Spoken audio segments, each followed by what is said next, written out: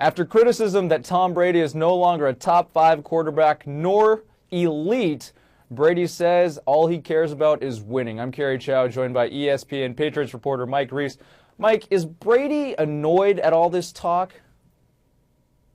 Well, Kerry, it was very interesting today. I was down at Gillette Stadium for a community-based event, and Tom Brady was there, and I certainly didn't expect him to address the topic as much as he did and as passionately as he did. And I think in one respect, you have a guy that doesn't want to let you know that this external chatter affects him, that he's aware of it, but in another respect, he wanted to address it.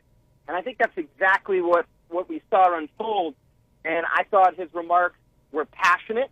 I thought he expressed, without outwardly really showing it, some frustration, almost as if to say, what are we even doing talking about this? Let's talk about a career record of 148 wins against 43 losses in the regular season.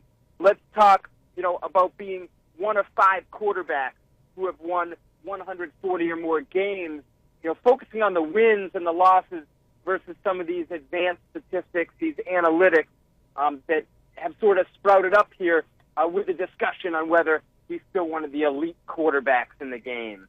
Yeah, you've covered Brady for a while. How surprised were you to see that type of passionate response from him?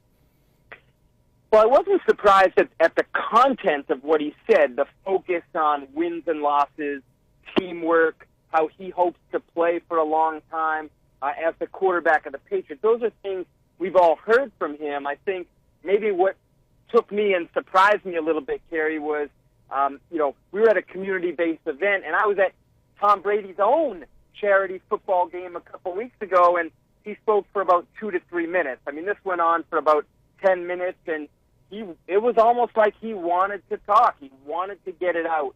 And I think that maybe is what surprised me, because in a situation like this, more often than not, with Brady, I would have maybe expected, the discussion to be centered around the event itself, certainly, not in response to this talk about whether he's still an elite quarterback. Yeah, it's clear he does want to get something off his chest. Is he going into this season with a chip on his shoulder? We know he was drafted in the 6th round, and he took that chip with him, and it carried him quite a great deal. What about heading into this season?